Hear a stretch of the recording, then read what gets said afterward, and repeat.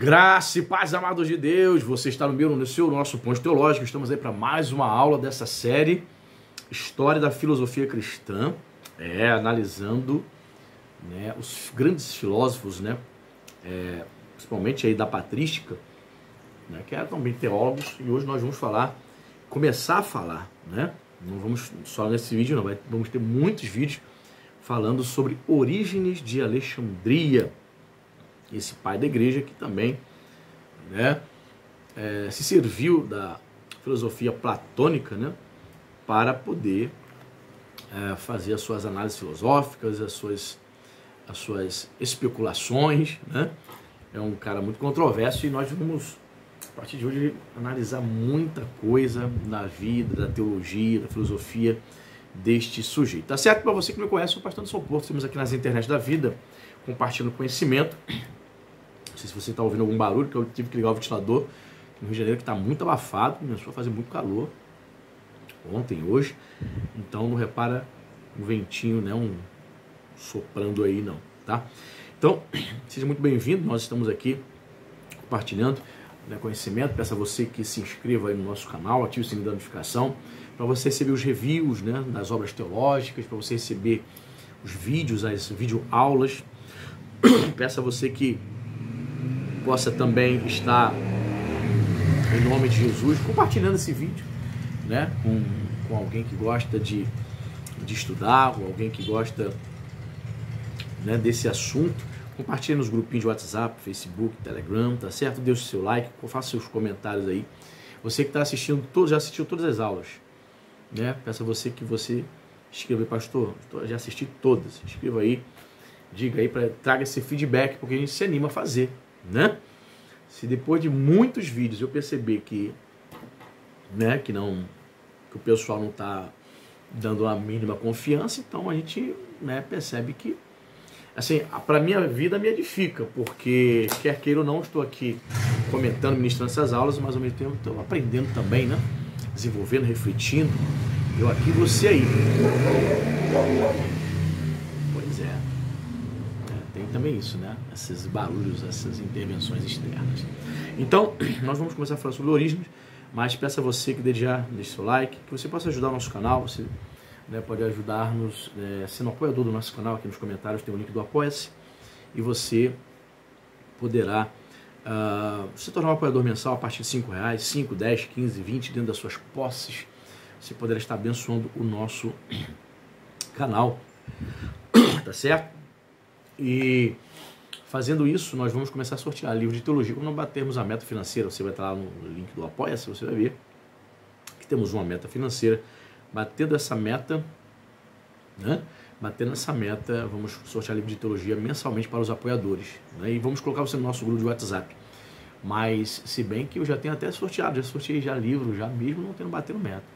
Já tem até o livro que eu vou sortear agora, mesmo não batendo a meta, Vou sortear agora no final do ano para eles, final de novembro. Já comprei, já está aqui guardado. Então, quando a meta bater, vai ser todo mês para os apoiadores. Tá certo? Então vamos lá. Orígenes. Estou usando como livro texto esta obra aqui, História da Filosofia, de Philotheus Boerner e Etienne Gilson. Os caras eram feras aí em patrística, e também uma questão da filosofia cristã. Então vamos lá, Orígenes, estou na página 48. Diz assim: com Orígenes, a escola catequética de Alexandria atinge o seu ponto mais alto. A extensão das suas atividades e a cópia dos seus escritos fazem de Orígenes o sábio mais prolífico do período pré-niceno. Ele viveu ali por volta da metade do século III. Seu ascendente sobre a Igreja Universal não encontra paralelo entre os padres gregos, os pais da igreja da fala grega, E uma avaliação objetiva não deixará de atribuir-lhe um posto de honra entre os príncipes da filosofia e da teologia cristã. É indiscutivelmente a figura mais notável antes de Agostinho, pensador de raros dotes especulativos, dotado de uma férrea energia de trabalho, o que lhe valeu o apelido de homem duro como aço, e de uma vontade inquebrantável de ortodoxia, uma heresia culposa se lhe afigura pior do que uma aberração moral. O Orígenes toma vivo interesse em quase todos os domínios espirituais e científicos. É polemista, pregador, apologeta, exegeta, dogmático, moralista e místico, né? Místico, né? Só para início de conversa, Orígenes, ele talvez seja a figura, né, mais importante, até mesmo do que o seu mentor, que foi Clemente de Alexandria, seja a figura mais proeminente ali da patrística, né, nesse período ali do século III, e o autor aqui classifica até mesmo a figura mais importante antes de Agostinho. Assim, eu sempre, quando toco Orígenes, eu reconheço a genialidade dele, o cara era gênio.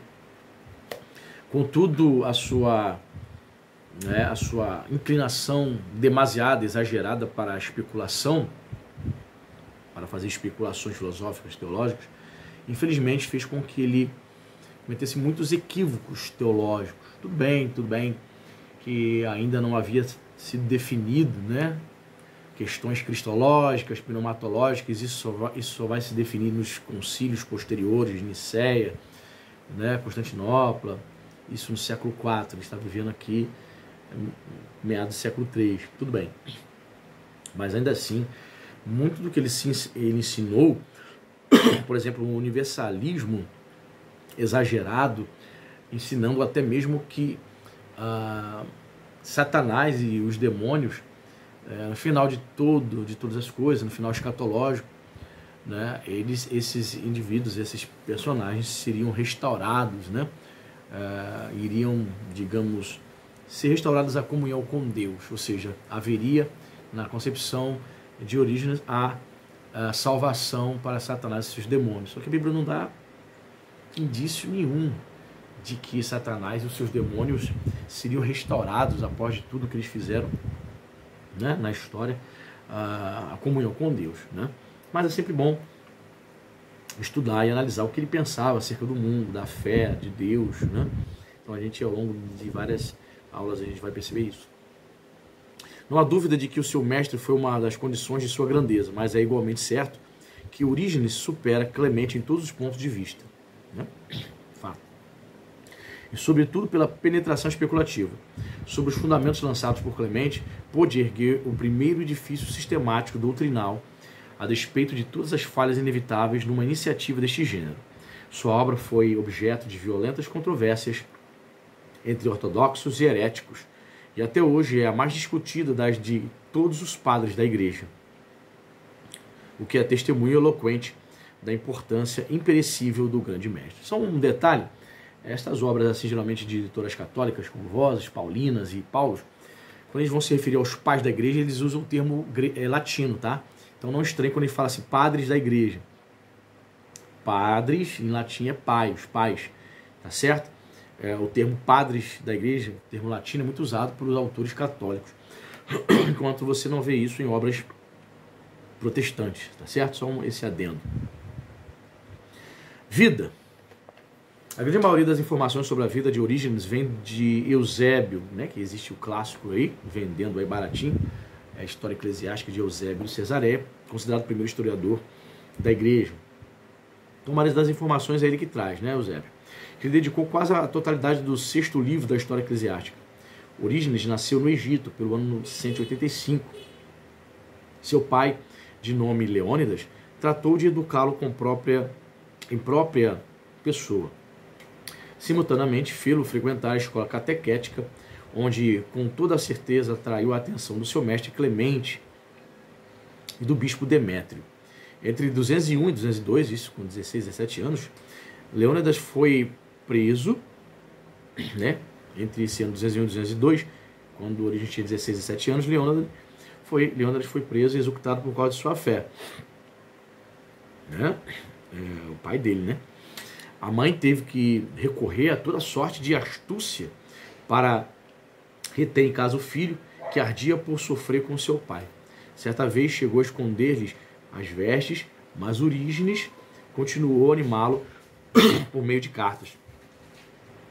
Depois do martírio de Leônidas, os bens da família foram confiscados E Orígenes, que contava então 17 anos, teve de sustentar a família lecionando.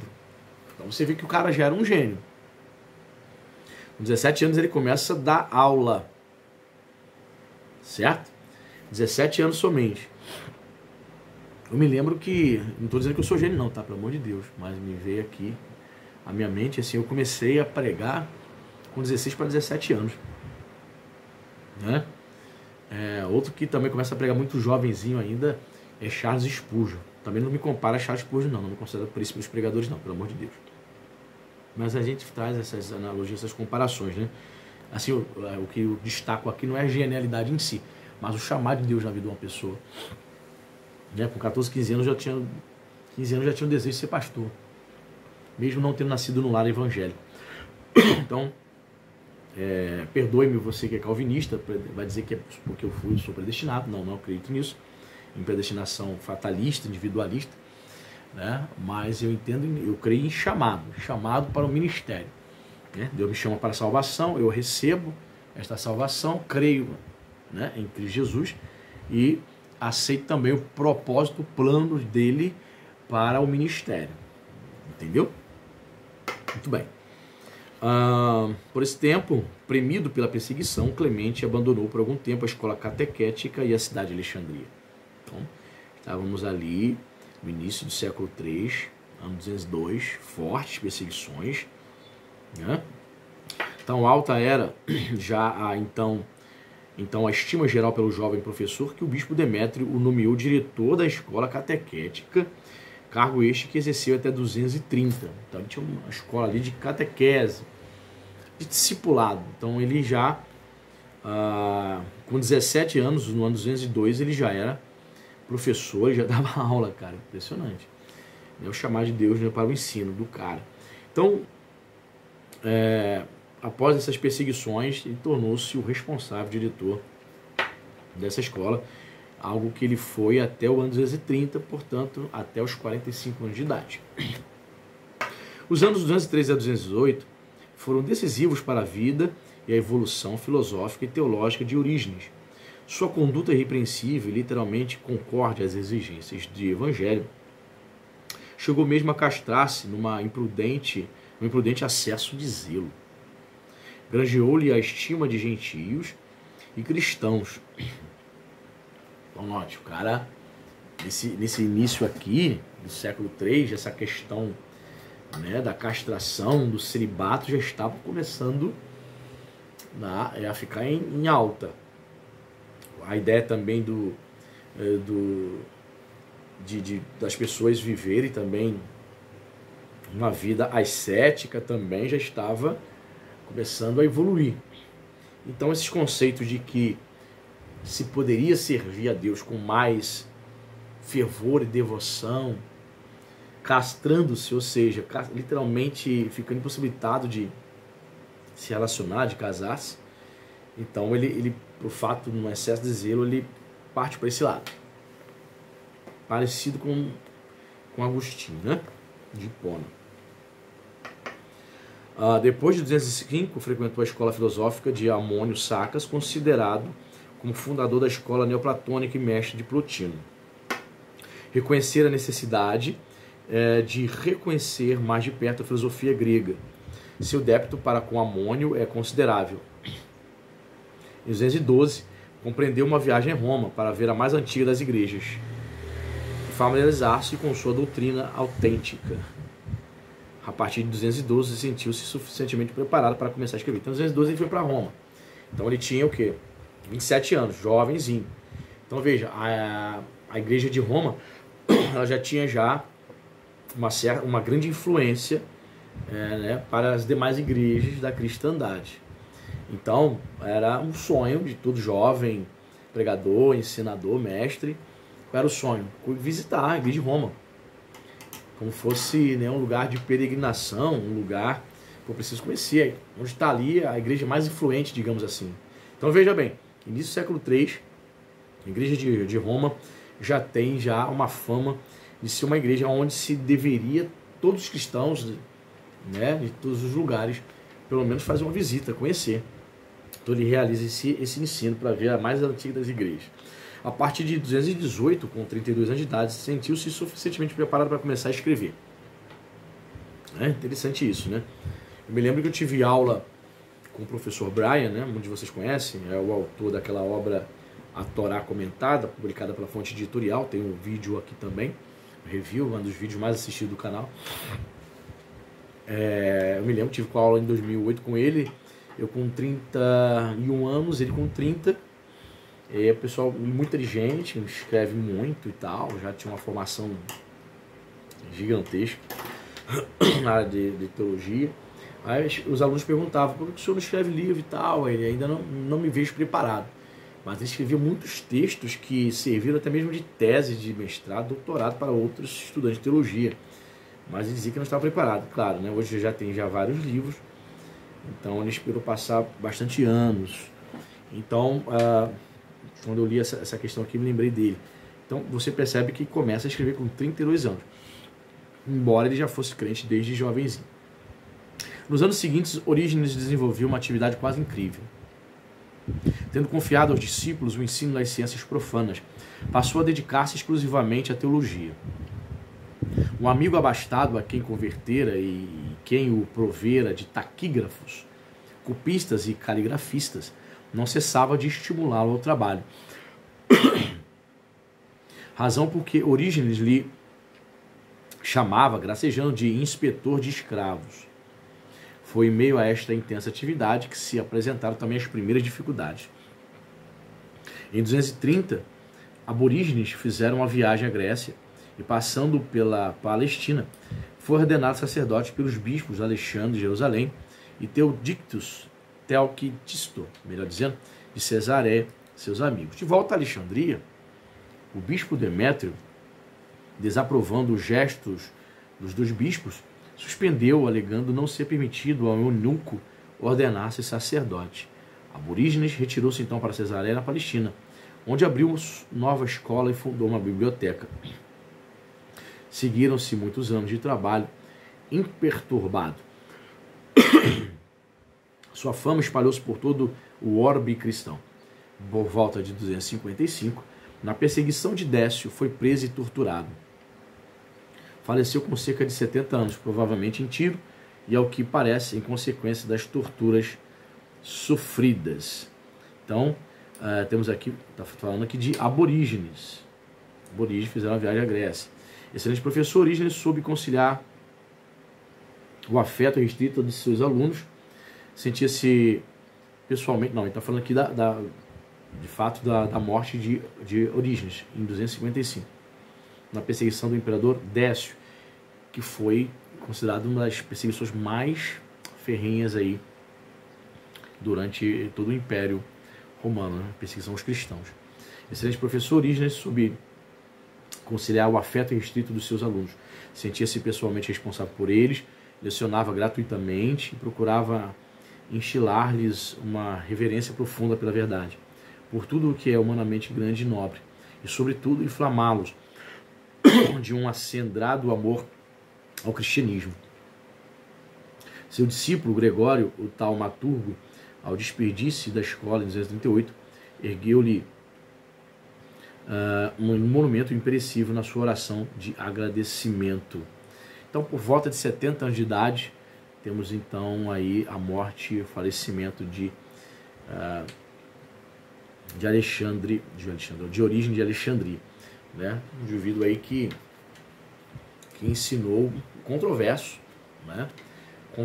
Bastante controverso em alguns momentos, mas tinha uma vida piedosa. Um cara que, por excesso até mesmo de zelo, se castrou para poder se dedicar ao evangelho. Tinha umas posições, né? Umas colocações, algumas especulações acerca da salvação, né? Acerca de outros temas teológicos assim um tanto quanto estranhos, mas a gente vai analisando as obras, o porquê que ele tinha, né?